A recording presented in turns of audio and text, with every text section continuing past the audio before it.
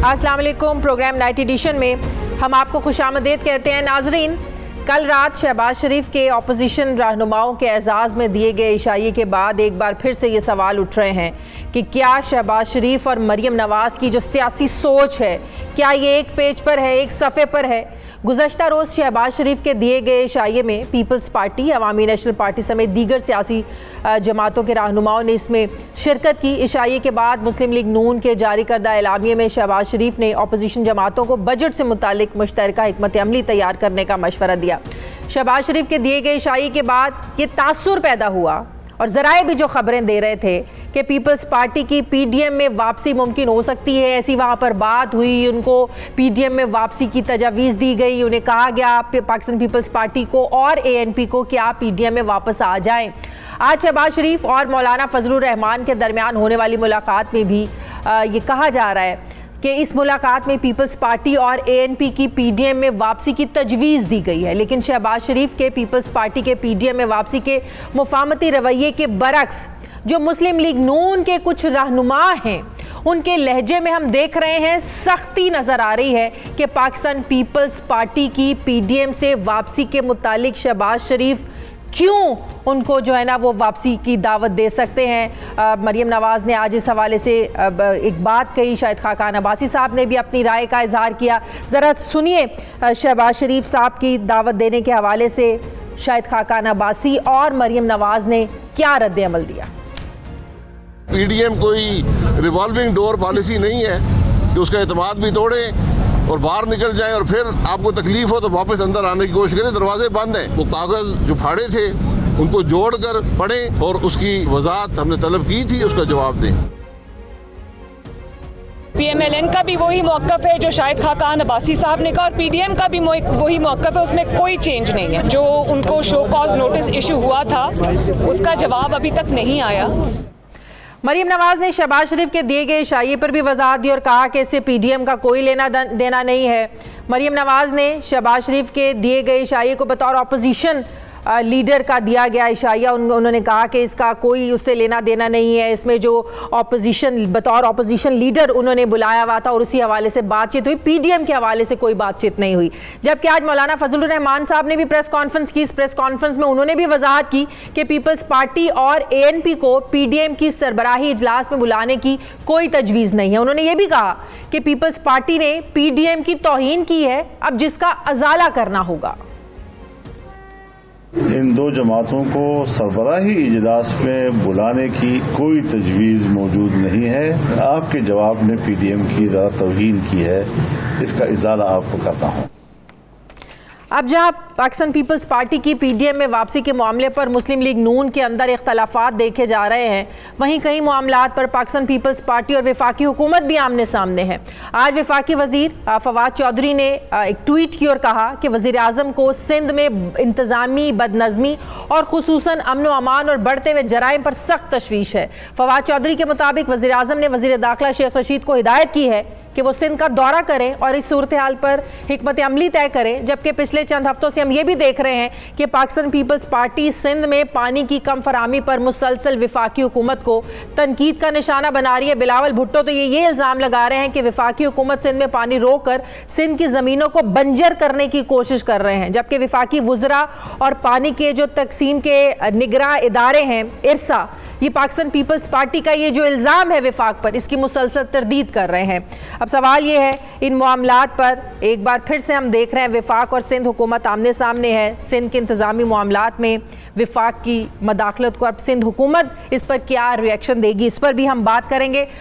मुझे ज्वाइन कर रहे हैं मुस्लिम लीग नून के सीनियर रहनुमा हैं, तर्जुमान है मियाँ नवाज शरीफ साहब के, मरीम नवाज़ के, मोहम्मद ज़ुबैर साहब। अस्सलाम वालेकुम, बहुत बहुत शुक्रिया ज़ुबैर साहब आपका।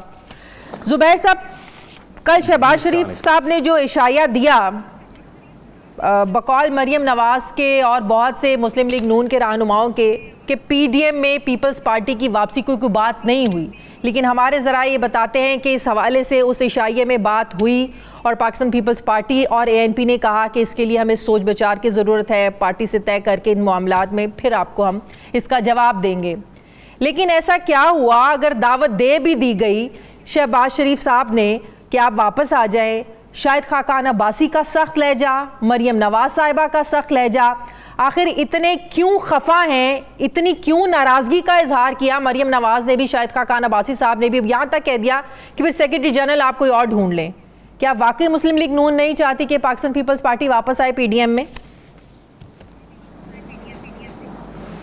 नहीं, मेरा ख्याल है दो चीज़ें हैं। ये तो किसी ने नहीं कहा कि हम नहीं चाहते कि वो पाकिस्तान पीडीएम में ना आए, क्योंकि पीडीएम का बनने का मकसद था कि तमाम अपोजिशन जमातें एक साथ मिलके इस हुकूमत की मुखालफत करें with in the parliament, outside the parliament, और ज़ाहिर है आवाम तक अपना पॉइंट ऑफ व्यू बताने की कोशिश करें कि ये हुकूमत कितनी ख़राब है और किस तरह से आई थी।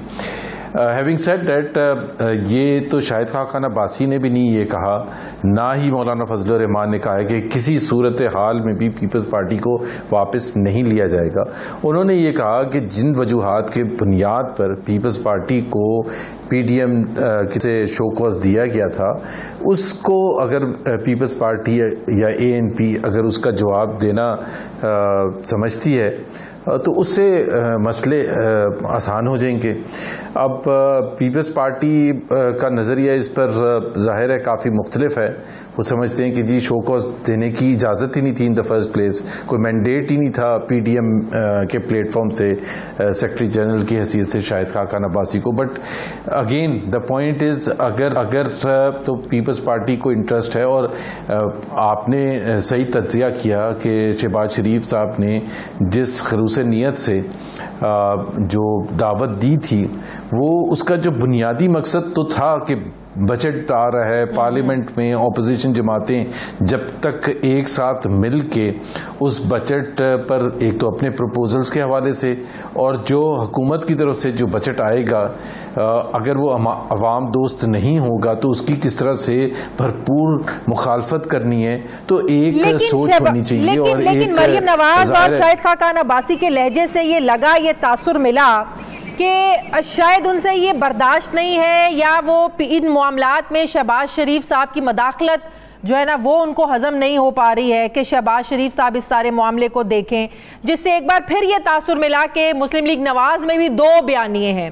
शायद मरियम नवाज, शाहिद खाकान अब्बासी जो है वो एक पेज पर हैं और शहबाज शरीफ साहब के फैसलों को वो ऑन नहीं करेंगे। क्या वो अपने ताई दावत नहीं दे सकते? अगर वो बुलाना चाहते हैं तो फिर शाहिद खाकान अब्बासी साहब को ये कहने की क्या जरूरत पेश आई कि मैं सेक्रेटरी जनरल का जो ओहदा है वो फिर आप किसी और को दे दें?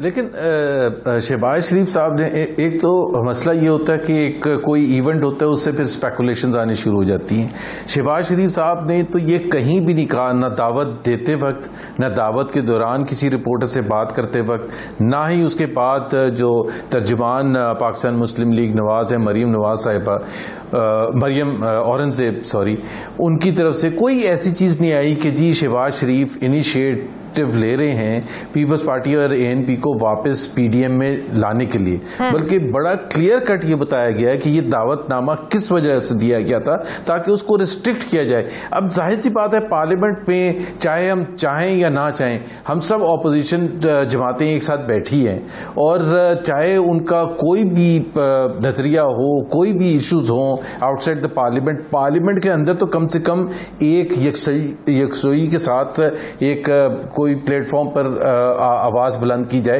ताकि जो पार्टी के सदर के शहबाज शरीफ साहब अपने ताई ये फैसला ले सकते हैं। अगर लेते हैं, अगर कल दावत नहीं दी, अगर देते हैं, अपने ताई बात करते हैं, अपने ताई मामलात को ठीक करने की कोशिश करते हैं, तो मरियम नवाज साहिबा को इस पर कोई एतराज तो नहीं होगा? नहीं, देखिए वो तो अगर शहबाज साहब ऐसी कोई चीज़ इनिशिएटिव लेते हैं तो पीडीएम एक प्लेटफॉर्म है। पीडीएम में पाकिस्तान मुस्लिम लीग एक जमात है, इसमें और भी जमातें हैं, 8 जमातें इस वक्त हैं जो कि बिल्कुल इफेक्टिव हैं और उसका हिस्सा हैं। मौलाना फजलुर रहमान उसके प्रेसिडेंट हैं पीडीएम के।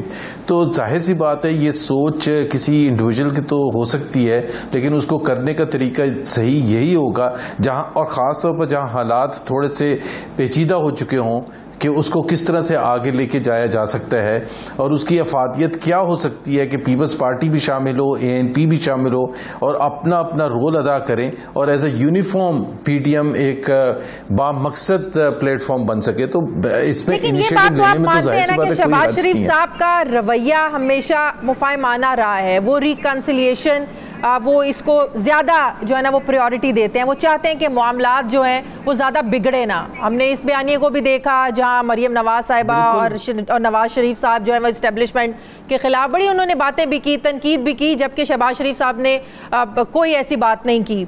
ये जब आप लोगों के जलसे जुलूस और ये सब रैलियां भी निकल रही थी, तो ये तो आप मानते हैं ना कि जो लहजे में सख्ती मरियम नवाज की थी वो शहबाज शरीफ साहब के लहजे में ऐसी सख्ती नहीं हमने कभी देखी।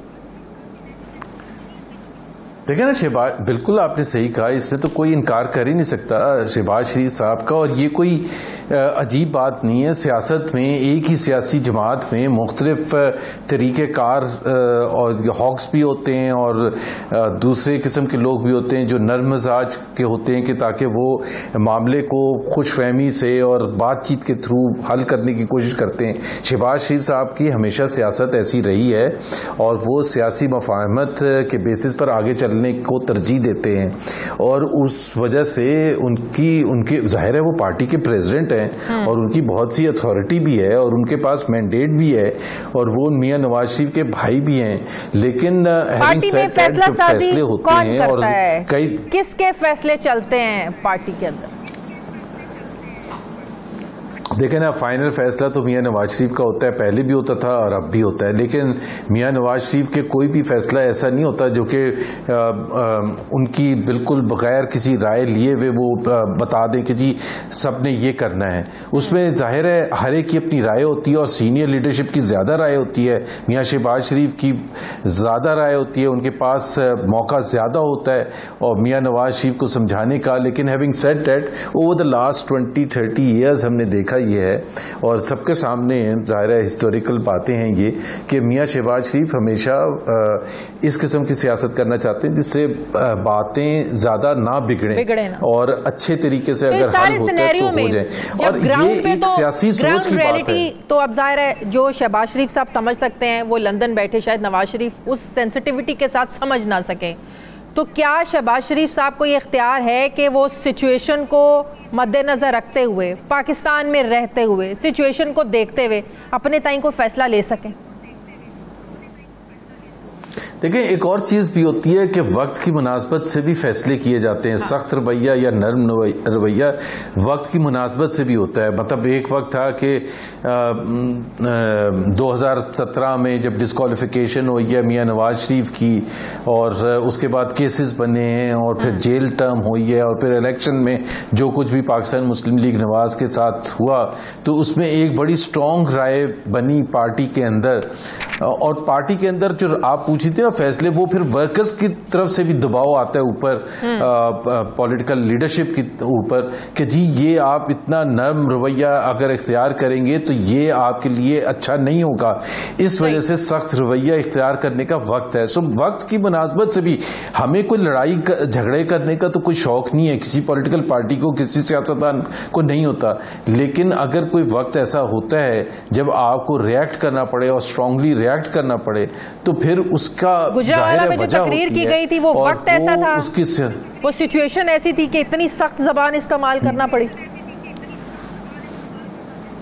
जी बिल्कुल ऐसे ही था कि उस वक़्त देखें ना जो उस वक़्त बैकग्राउंड भी दिया था, कोई ऐसे नहीं एकदम से उठा के बोलना शुरू कर दिया था कि पाकिस्तान मुस्लिम लीग नवाज के साथ जो डिस्क्वालिफिकेशन से लेके डॉन लीग्स और फिर पनामा और फिर उसके बाद रेफरेंसेस और फिर जेल टर्म्स और फिर जज साहब का जो फैसला था जिस फैसले की बुनियाद पर जिस जज को निकाला गया मिसकंडक्ट पर और जजमेंट वहीं की वहीं रही। तो जाहिर सी बात है। और फिर साउथ पंजाब में जो हुआ, जो बलूचिस्तान असेंबली में तोड़ फोड़ की गई, जो इलेक्शन के दिन जिस तरह से धांधली की गई, RTS सिस्टम बिठा दिया गया, तो रिएक्शन तो होता है ना। ये तो नहीं हो सकता कि रिएक्शन भी ना हो। और फिर तो लोग कहेंगे कि जो इतने हजारों लाखों करोड़ों लोग हैं। और आपने एक और चीज भी देखी शाजिया कि उसके बाद फरवरी से लेके अभी तक जो बाय इलेक्शंस हुए हैं, उसमें पूरे पाकिस्तान के कोने कोने में जो बाय इलेक्शन हुआ है, उसमें सबसे ज्यादा वोट मियां नवाज शरीफ के नाम पर पड़े इसी दौरान। तो ऐसा तो नहीं है कि ये कोई बात ऐसी थी जो कि अवाम बिल्कुल मुस्तरद कर चुके थे, चाहे वो नौशहरा था, कराची था, डस्का था, वजीराबाद था, खुशाब था। देखें, दो तरह के वोट पड़ते हैं। एक तो आप गरज, आपका जो वोटर होता है उसको गरज भी होता है। अब जिसने तहरीक इंसाफ की मोहब्बत में या तब्दीली के उसमें वोट डाला था, बहुत से ऐसा वोटर भी है जो 2018 में PTI का वोटर था, वो अब कन्वर्ट हुआ है नून लीग के वोटर में। तो ये आप ये ना कहें कि नून लीग ने जो यहाँ पर दूध और शहद की नहरें बहा दी थी इसीलिए उधर वोट है, वो गुस्से का भी इजहार करता है। तो वो जो आपको वोट ज्यादा पड़े हैं, या आप कह रहे हैं कि नून लीग की बहुत ज्यादा अभी भी लोगों में मकबूलियत है, ये भी हो सकता है कि वोटर की नाराजगी का वोट भी आप लोगों को पड़ा हो। तो ये कामयाबी नहीं हम इसको कह सकते, वो नाराजगी का वोट हो सकता है। मैं देखे ना, उसको रद्द तो नहीं कर सकते, जो आपका पॉइंट है, व्यू है वो बिल्कुल। लेकिन हम तो उसको उस तरह से भी लेंगे ना कि हमारे नैरेटिव की, हमारे नजरिए की वो भरपूर हमायत के तौर पर भी तो लिया जाएगा कि जी गोइंग फॉरवर्ड क्या एक जनरल। और बाय इलेक्शंस में आप प्लीज 10 बाय इलेक्शंस हुए, 10 बाय इलेक्शंस में रूलिंग पार्टी का हर जगह से हारना, अर्बन सेंटर से, रूरल सेंटर से, हर प्रोविंस से हारना, ये कोई छोटी बात नहीं है। अगर ये वेस्टर्न सिस्टम को समझते हैं, जो हमारे वज़ीर आज़म साहब बार जो हमेशा कहते थे एस्टेब्लिशमेंट से टक्कर ना लें, सख्त ज़बान इस्तेमाल ना करें। देखें, एक चीज़ बिल्कुल पाकिस्तान की सियासत में सबसे ज़्यादा हमने देखी है जुल्फ़िकार अली भुट्टो के ज़माने से लेके और आज तक, कि पार्टी से बड़ा इंडिविजुअल कभी भी नहीं होता। इंडिविजुअल चाहे जितना भी भरपूर होए, मुस्तफ़ा खैर बहुत बड़े सियासतदान थे, लेकिन जब वो पीपल्स पार्टी से निकले तो उनकी हैसियत ज़ीरो हो गई थी। मुस्तफ़ा जतोई साहब थे और मिराज मोहम्मद खान थे। तो मेरा नहीं ख्याल है कि पार्टी इतनी बड़ी, सबसे बड़ी पॉलिटिकल, मैंने जीरो तो नहीं कहा, मैंने कहा कि इंडिविजुअल की हैसियत पार्टी से बड़ी नहीं होती है। और इस चीज़ का ख्याल बिल्कुल पॉइंट ऑफ व्यू डिसएग्री भी कर सकते हैं और मुखालफत भी हो सकती है, शदीद मुखालफत भी हो सकती है। लेकिन अगर सियासत करनी है चौधरी निसार को, मैं तो ज़ाहिर है मशवरा नहीं दे सकता, वो इतने सीनियर सियासतदान है और ज़ाहिर है पार्टी की खिदमत भी की है, मैं इधर कोई झगड़ा नहीं डालना चाहता। लेकिन मैं सिर्फ ये कह रहा हूँ कि मुझे नहीं पता कि वो वापस आना भी चाहते हैं कि नहीं आना चाहते। आज मरियम नवाज साहबा ने तो कैटेगोरिकली कह दिया कोई ताल्लुक नहीं है इनका मुस्लिम लीग नून से। इस वक्त तो नहीं है ना, जाहिर है 2018 में उन्होंने टिकट भी नहीं मांगा था, वो इंडिपेंडेंट लड़े थे, तो वो तो खुद नहीं ख्वाहिश का इजहार अभी तक किया, तो हम जबरदस्ती अब उनको पार्टी में तो नहीं शामिल कर सकते। ठीक है, बहुत बहुत शुक्रिया। मुस्लिम लीग नून के रहनुमा मोहम्मद जुबैर साहब मेरे साथ थे। मुझे ब्रेक लेनी है नाज़रीन, वापस आते हैं एक छोटे से वक्फे के बाद।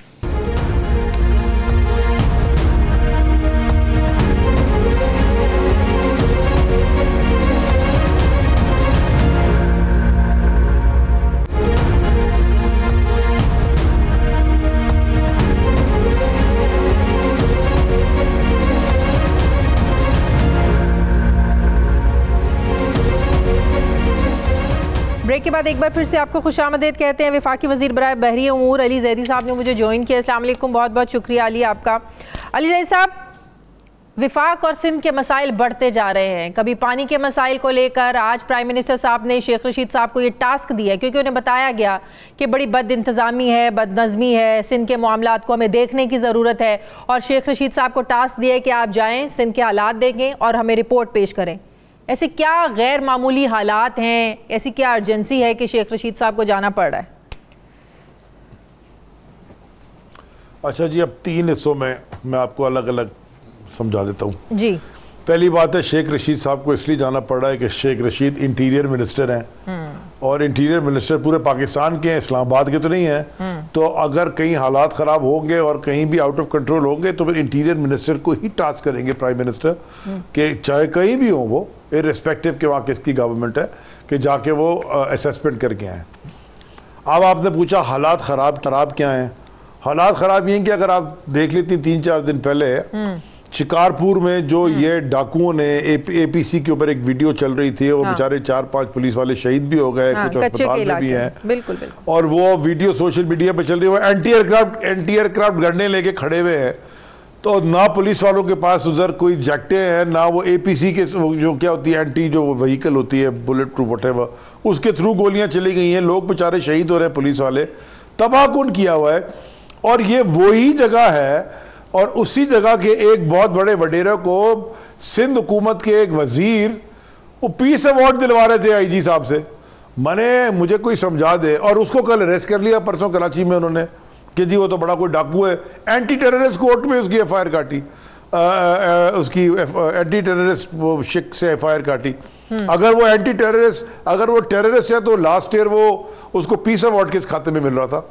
It is a massive drama उधर जो हो रहा है। अब आपने पूछा वफाक का क्या काम है, तो वो उनके जो एक हैं स्पोक्स पर्सन टीवी पे आते हैं, मुर्तजा वहाब शायद उनका नाम है, वो हमारे अच्छे दोस्त भी हैं, लेकिन उन्होंने टीवी के ऊपर खड़े हुए कह दिया जी वफाक की गवर्नमेंट की ये गलती है कि जी वो ये इतना बड़ा बड़ा असला आ गया। ओ भाई, सिंध आपका 15 साल से आप हुकूमत कर रहे हैं, पुलिस आपने तबाह की, मतलब हर चीज, पानी, कचरा, रोडें, इंफ्रास्ट्रक्चर, तालीम, अस्पताल, सब कुछ आप माशाल्लाह तबाह करें। जब आप फेल हो जाए तो जी वफाक नहीं मदद कर रहा। आधा से ज्यादा सारा पैसा तो वफाक का आप सूबों में लेके जाते हैं। वफाक के बाद बचता क्या है? 60-70% तो वफाक के हुकूमत ने बाकायदा कोई वफाक से मदद मांगी है, आए हमारी मदद करें। अवाम ने तो मांगी है, वहां अवाम तो पाकिस्तान की अवाम है ना। सिंध में सिंधी जो रहते हैं वो पाकिस्तानी है, पंजाब में जो पंजाबी रहते हैं वो पाकिस्तानी है, खैबर पख्तूनख्वा में पश्तून भाईजान हमारे रहते हैं वो पाकिस्तानी है। तो क्या मतलब है? पाकिस्तान के वजीर आजम है, पाकिस्तान के वफाकी वजीर हैं इंटीरियर मिनिस्टर साहब, तो वो अगर गए पाकिस्तानियों की हेल्प करने और असेसमेंट देने तो उसमें इतना कोई प्रॉब्लम है नहीं। ये टास्क फिर रेंजर्स को देंगे जो ऑलरेडी वहां पे डिप्लॉयड है। अब ये फैसला तो ये आप प्राइम मिनिस्टर का से आप पूछिए, तो उनकी जवाबदीद है। वंस शेख रशीद साहब कम्स बैक, नहीं देखिए ना, जाहिर है अगर वहां की पुलिस कुछ नहीं कर पा रही है तो दूसरी फोर्स कौन है फिर दूसरी फोर्स? शाजिया, मैं काफी सवाल पूछना चाहता हूँ। 2019 में मैंने नाले साफ करवाए खड़े होके, बारिश आई और पानी बह गया और कराची नहीं डूबा। वो नाले सिंध हुकूमत को नहीं साफ कराए थे, वो FWO से मदद मांगी थी और वो कराची डूबने से बच गया। तो 2020 के अंदर वो नहीं किया तो कराची डूब गया। अब जो वहां कराची में काम हो रहा है, जो सारे नाले ठीक हो रहे हैं, स्टॉर्म ड्रेन सफाई हो रही है, वो इंक्रोचमेंट्स के ऊपर साइडों से सफाई करके रोडें बन रही है, वो सिंध हुकूमत नहीं करने लगी, वो FWO और NDMA और कोर 5 ये कर रहे हैं। सो पाकिस्तान की लॉ इन्फोर्समेंट एजेंसीज है, पाकिस्तान की आर्मी है, पाकिस्तान की रेंजर्स है, अब सब पाकिस्तान के लोग हैं। तो अगर कहीं पुलिस, तो सिंध हुकूमत इसके लिए आपको पहले कोई दरखास्त देगी या सिंध, जाहिर है सिंध, आप जब भी वहां पर कोई काम करने की कोशिश करते हैं, सिंध हुकूमत तो ये कहती है भाई हमारा अंदरूनी मामले आप अपने सूबे तक रहे हैं। आप लोगों ने कौन सा पंजाब में जो है ना वो दूध और शहद की नहरें बहाई हुई है, KP में कौन सा दूध और शहद की आप लोगों ने नहरें बहाई, लेकिन जाहिर है उन लोगों को ये एतराज तो होते हैं। तो ये इसीलिए मैं पूछ रही हूँ कि सिंध हुकूमत ने बाकायदा की दरखास्त दी है, कोई मैसेज मिला है, कोई पैगाम मिला है आप लोगों को, क्या है हमारी मदद करें आके? जो पाकिस्तान के हालात है ना, अगर आप उसकी होलिस्टिक देखें ना, तो अगर जो अंदरून सिंध के मामला हैं, चले मैं पूरे सिंध की बात करता हूँ, अगर आपने सिटी टू सिटी कंपैरिजन करना है तो ऐसा लगता है कि पंजाब में और खैबर पख्तूनख्वा में वो दूध की नहरें बह रही हैं, शहद की नहरें भी बह रही हैं। कंपैरेटिव एनालिसिस आप करें, वो तो फिर हाल तो देखिए लोगों का, राजा वाली बात, अस्पताल ने तो सो देयरफॉर नहीं, वो अंधों में काना राजा काड़े को नजर से आ रहा है, वो अंधे तो उनको अंधों को ये नजर नहीं आ रहा कि उन्होंने अपने सूबे का हाल क्या किया। तो ठीक है, व्हाट वुड यू प्रेफर अल्लाह का शुक्र है चीजें ठीक हो रही हैं, इकोनॉमिक मैक्रो इकोनॉमिक इंडिकेटर सारे के सारे ठीक है, things are going following in place, हर चीज अपनी जगह पे बैठ रही है। इन्फ्लेशन का एक इशू रह गया, इंशाल्लाह वो हम एड्रेस कर लेंगे। लेकिन कहीं ऐसी बात तो नहीं है, देखिए बात कहीं ऐसी बात तो नहीं है कि तहरीक इंसाफ अगर आप मुझसे सियासी तौर पर एक्टिव करना चाह रही है NA 249 के बाद जो हुआ, ज़ाहिरा पाकिस्तान पीपल्स पार्टी जितनी मर्जी तनकीद कर लें, बेड़ा गर्क कर दिया, कराची का कर दिया, पूरे सिंध का कर दिया, लेकिन फिर जब इलेक्शन के रिजल्ट आते हैं तो ज़ाहिर है फिर वोट तो फिर आवाम का ही होता है। तो एक जो पॉपुलैरिटी आप लोगों की कम हुई है, कहीं सियासी तौर पर दोबारा से मर्ज होने के लिए, एक्टिव होने के लिए तो नहीं कर रहे?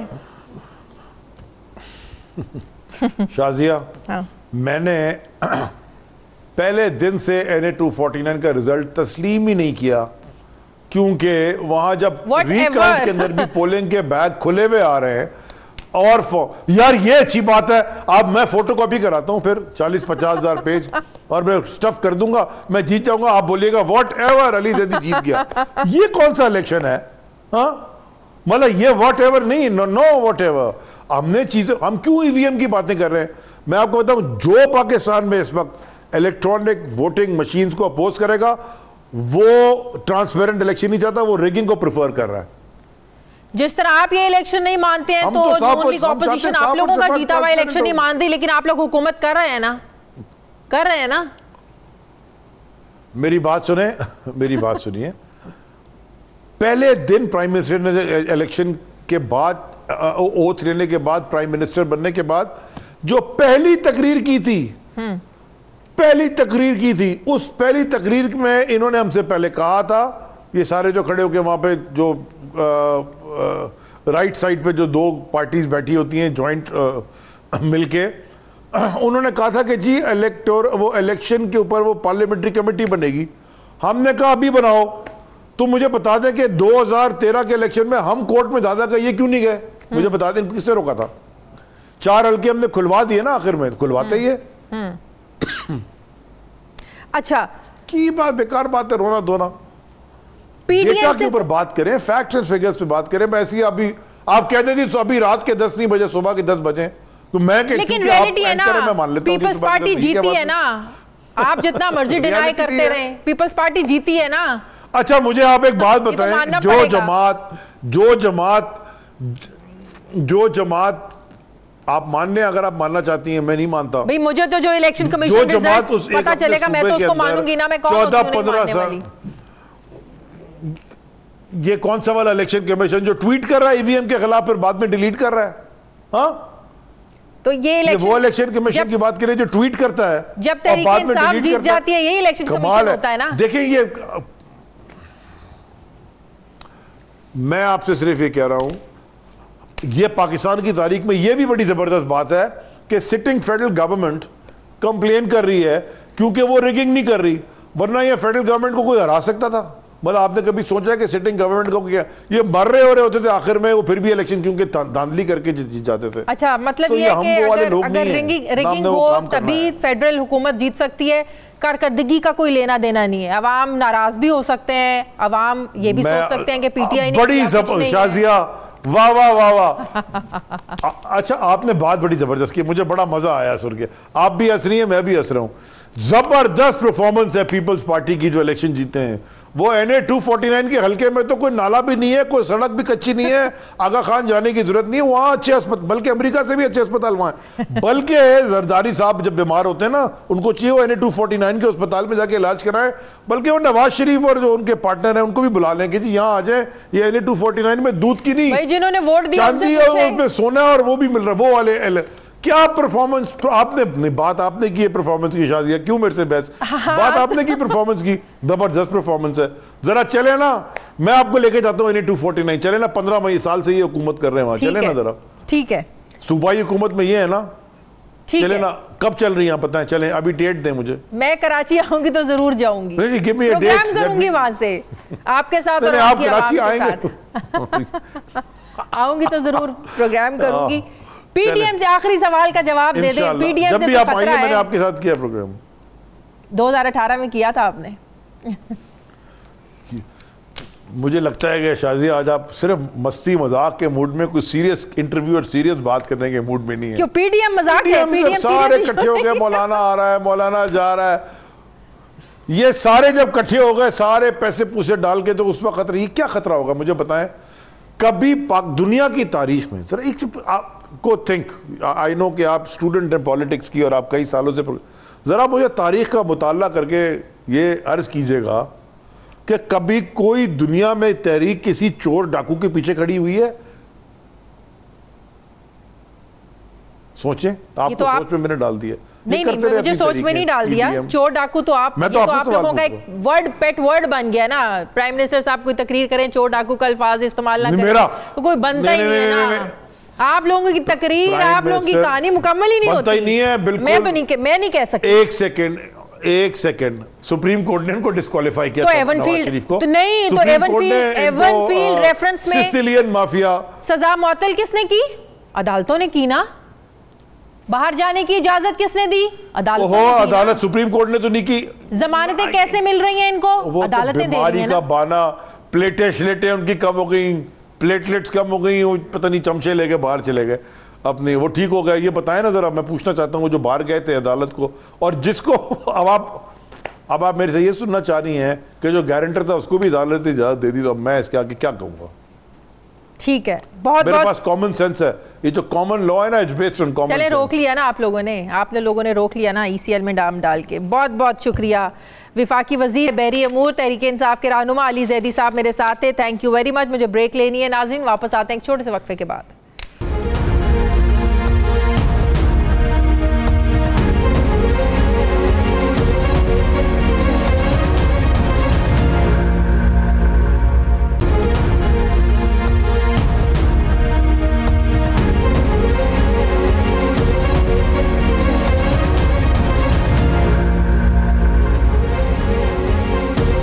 ब्रेक के बाद एक बार फिर से आपको खुशामदीद कहते हैं नाजरीन। कई सालों की जंग के बाद अमरीकी अफवाज अब अफगानिस्तान छोड़ने की तैयारी कर रही हैं।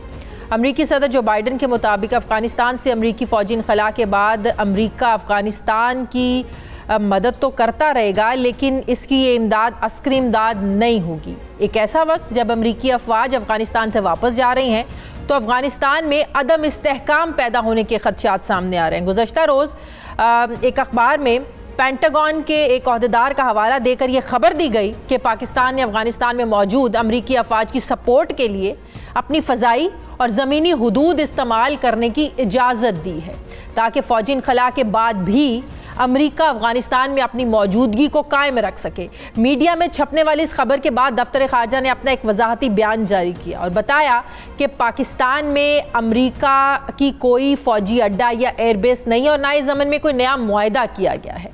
तर्जुमान दफ्तर ख़ारजा ने यह वजाहत में कहा कि पाकिस्तान अमरीका एयर और ग्राउंड लाइन कम्युनिकेशन मुआहदा ये 2001 से जारी है, जिसके तहत अमरीकी अफवाज अफगानिस्तान से इनखला के वक्त पाकिस्तान के ज़मीनी और फ़ज़ाई रास्ते को इस्तेमाल कर सकती हैं।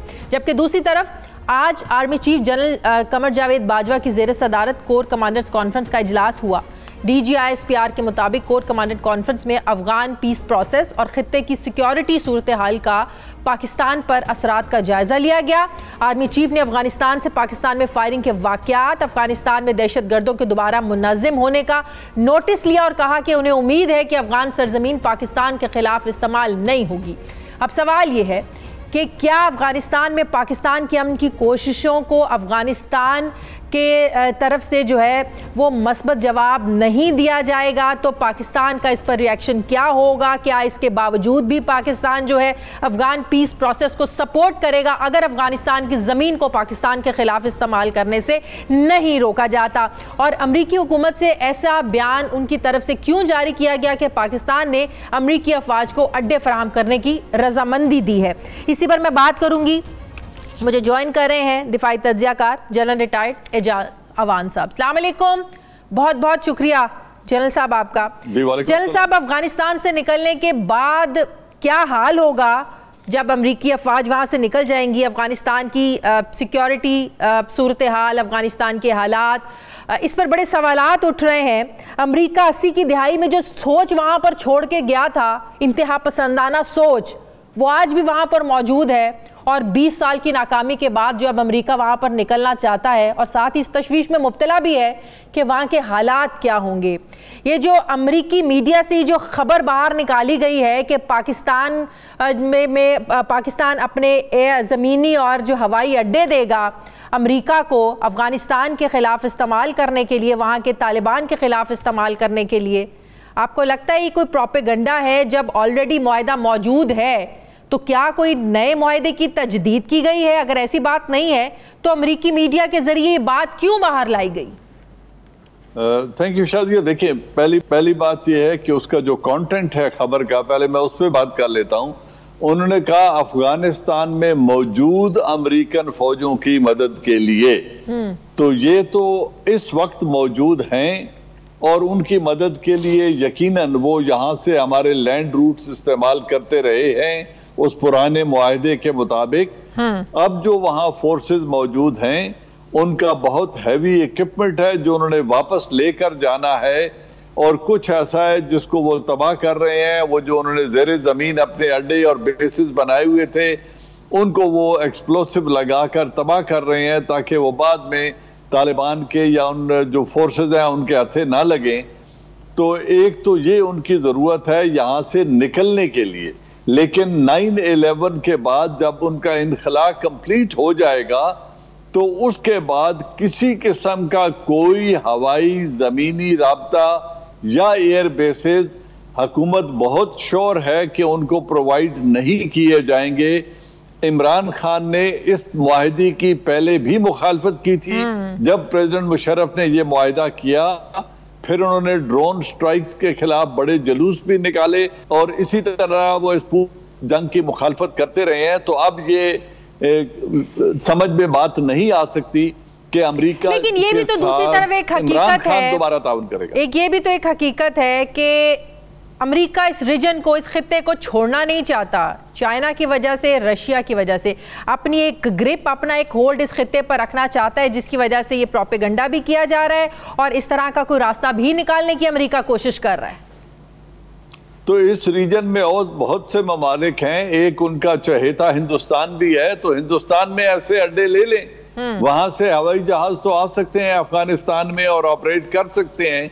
वो तो कोई इतना दूर मुल्क नहीं है। कजाकिस्तान में ले लें, उज्बेकिस्तान में ले लें अगर उन्हें मिल सकते हैं, तो सेंट्रल एशिया की किसी रियासत से ले लें। लेकिन पाकिस्तान इस तरह का ताउन पहले करने की एक बहुत भारी कीमत अदा कर चुका है जो प्रेसिडेंट मुशर्रफ के दौर में हुआ। अब की जमहूरी हुकूमत आई एम श्योर कि पहली बात है वो इस तरह का ताउन करेगी नहीं। अगरचे हमारी तारीख बहुत गंदी है, सिविल एंड मिलिट्री लीडरशिप ने हमेशा अमेरिका की खुशनुदी के लिए, यही मैं अगला सवाल आपसे करना चाह रही थी कि ऑपोजिशन में रहते हुए हमारे ख्यालात भी और होते हैं, हमारी सोच भी और होती है, क्योंकि हमने अवाम की सोच को अपने ज़ाहिर हक में करना होता है, अपने वोट को मजबूत करना होता है। लेकिन जैसे ही हमने अपनी ये हिस्ट्री हमने अपनी देखी है, जैसे ही जमातें इक़्तिदार में आती हैं, अपनी सोच, अपने रवैये, अपनी पॉलिसीज़ को बदल देती हैं अपने मफाद में। मैं समझता हूँ इमरान खान बाकी रवायती सियासतदानों से बहुत मुख्तलिफ है। इमरान खान इस मसले में कोई ताउन नहीं करेगा जब तक पाकिस्तान की पार्लियामेंट को एतमाद में नहीं लेता, जब तक आर्म फोर्सेस की लीडरशिप को एतमाद में नहीं लेते, तो इस तरह का कोई भी खुफिया मुआहदा इमरान खान नहीं करेगा। और इस वक्त जो माहौल है सोशल मीडिया का, मेरे जैसे लोग भी कम इल्मी के बावजूद मीडिया पे आकर अपनी राय का इजहार करते रहते हैं, तो लोगों के पास इजहार राय के मौके मौजूद हैं। और मैं समझता हूं कि पाकिस्तान की मेजॉरिटी आवाम की इस तरह के ताउन को रेजिस्ट करेगी। और दूसरी बात यह है कि इसमें पाकिस्तान का सरासर नुकसान है, क्योंकि जो बात आपने अपने इंट्रो में कही, अफगानिस्तान में 9/11 को जब अमेरिकन फोर्सेस निकल जाएंगी तो एक खाना जंगी की सी कैफियत जरूर होगी, क्योंकि तालिबान जो स्टेटस को फोर्सेस हैं, अशरफ गनी और अब्दुल्ला की रेजिस्टेंस फोर्सेस चाहेंगी कि उनको अकोमोडेट किया जाए, और जो स्टेटस को फोर्सेस हैं ये चाहेंगी कि पहले वाला निजाम चलता रहे। लिहाजा clash is a writing on the wall.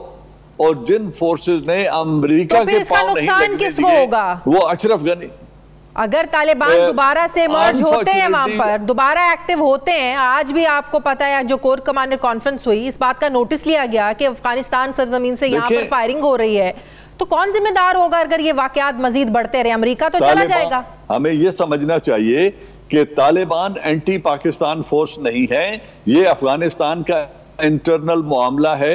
जो रेजिस्टेंस फोर्सेज हैं, जिन्होंने 20 बरस अमेरिका के खिलाफ बरसरे पैकार रहे हैं, उनको आप जो भी नाम दे दें वो अफगान हैं। अफगानिस्तान के अंदर उनका जड़ें मौजूद हैं, उनका खानदान मौजूद है, वो लोग वहीं के रहायशी हैं, वो लोग हुकूमत में अपना शेयर यकीनन चाहेंगे। पाकिस्तान ने अपना बॉर्डर सिक्योर कर लिया है, हमें सिर्फ फिक्र उन बात की होनी चाहिए जो तहरीके तालिबान पाकिस्तान है या जो ऐसे एलिमेंट हैं जो बैरूनी एजेंसियों के कहने पर फायरिंग के वाकयात, ये तो हमारे लिए तशवीश का बायस हैं सर। ये यकीनन है, लेकिन ये वो कुव्वतें हैं जो स्टेटस को पार्स हैं, जो रॉ है, उनके कहने पर ये इंस्टेबिलिटी क्रिएट कर रहे हैं। इसमें क्रिमिनल एलिमेंट भी मौजूद है, पॉलिटिकली मोटिवेटेड एलिमेंट भी मौजूद है, दहशतगर्द भी मौजूद हैं जो किसी के लिए काम कर रहे हैं। इन फोर्सेस से डील करना पाकिस्तान को आता है और पाकिस्तान इंशाल्लाह इनसे डील करेगा, जरूर करेगा। हमारा बॉर्डर 100% सिक्योर हो जाएगा चंद 1-2 माह के अंदर अंदर, तो फिर ये तमाम मसाइल हल होते नजर आते हैं। प्रोपेगेंडा करने की कोशिश की जा रही है या ये साजिश भी हो सकती है कि अफगानिस्तान सरजमीन से पाकिस्तान के खिलाफ कार्रवाइयां करवा कर ये तासुर देने की कोशिश की जाए कि अफगानिस्तान अभी स्टेबल नहीं है और अगर अमेरिका वहाँ से निकलता है तो हमें ज़रूरत है कि हम पाकिस्तान की ज़मीन को इस्तेमाल करें, यहाँ के हवाई अड्डे इस्तेमाल करें, यहाँ की ज़मीन को इस्तेमाल करें? देखिए, अमेरिका की जरूरत तो है क्योंकि वो चाहेगा, लेकिन उस जरूरत को पूरा करना हम पर फर्ज नहीं है। ये पाकिस्तान पर फर्ज नहीं है कि अमेरिका की हर जरूरत पूरी करने के लिए पाकिस्तान अपनी नेक को स्टिक आउट करे, ऐसा होना जरूरी नहीं है। लिहाजा पाकिस्तान अपने मफाद में काम करते हुए अपने पांव पे खड़ा होकर वो फैसला करेगा जो पाकिस्तान के मफाद में है। लिहाजा मैं समझता हूं कि मौजूदा हुकूमत को ऑन बोर्ड लेते हुए और तमाम मिलिट्री लीडरशिप को ऑन बोर्ड लेते हुए फैसला करेगी और यकीनन वो पाकिस्तान के मफाद में फैसला होगा, किसी किस्म के दबाव में वो नहीं आएंगे। अगरचे हमारी तारीख बहुत ऐसी रही है और इस वक्त भी बहुत जाहिर है वो कैंसिल तो नहीं हुआ, वो ताल जारी है, तो 9/11 के बाद ये मुआहदा भी खत्म हो जाएगा।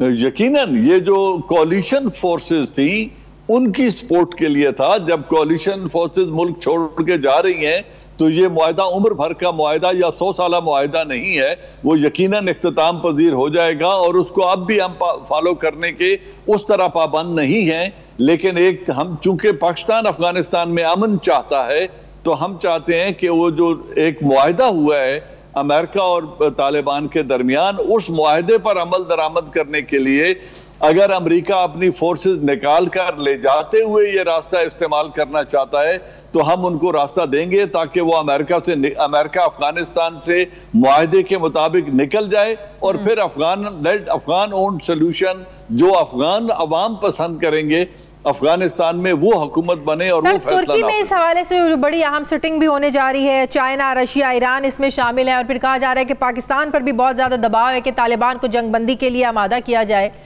इन इकदाम से तो लगता है कि अमेरिका चाहता है कि अफगानिस्तान में जो है ना वो इसको उनके हालात को इस्तेहकाम मिले, अदम इस्तेहकाम का शिकार ना हो अफगानिस्तान के हालात। आपको लगता है कि इस बैठक के बाद जो एक सिटिंग होने जा रही है अब सियासी कोई हल निकलेगा जंगबंदी के हवाले से? दो बातें, जब तक जंगबंदी नहीं होगी मुआहदे पर अमल नहीं हो सकता, ये तो लिखी पड़ी बात है। ये नहीं, देखिए बात ये है कि ये जो कंट्रीज इकट्ठे हो रही हैं इनका मफाद है अफगानिस्तान के अमन से वाबस्ता है। हाँ। तुर्की भी चाहता है, सेंट्रल एशियन स्टेट्स भी चाहते हैं, ईरान, रशिया, पाकिस्तान और चाइना तमाम चाहते हैं कि अफगानिस्तान स्टेबल हो ताकि तिजारत को फरोग मिले, सेंट्रल एशियन स्टेट्स की समंदरों तक रसाई हो सके, रूस की समंदर तक रसाई हो सके और अफगानिस्तान के रास्ते को इस्तेमाल करते हुए ये रीजनल कंट्रीज उससे फायदा उठाएं क्योंकि इस अमन से ही तरक्की इलाके की जो मतलूब भी है और मशरूत भी है। तो ये तो यकीनन कंट्रीज चाहती हैं, लेकिन अमेरिका क्या चाहता है उसको गौर से हमें देखना है। मेरी जाती ख्याल में बड़ी खुशनसीबी होगी अगर अमेरिका अफगानिस्तान में अमन चाहता है, क्योंकि डायरेक्ट फायदा अमेरिका का कम, China, Russia, Iran, Turkey, Pakistan और सेंट्रल एशियन स्टेट्स का फायदा ज्यादा है। लिहाजा वो चाहेगा कि चीन की प्रोग्रेस रोकने के लिए अगर यहाँ इंस्टेबिलिटी रहे तो शायद अमेरिका इससे ज्यादा खुश होगा। Very true. बहुत बहुत शुक्रिया दिफाई जनरल रिटायर्ड एजाज अवान साहब मेरे साथ है। Thank you very much sir. नाज़रीन, हमारे प्रोग्राम का वक्त खत्म हो गया। फीडबैक हमें ज़रूर दीजिएगा। अपना ख्याल रखिएगा। मुझे इजाज़त दीजिए। अल्लाह हाफ़िज़।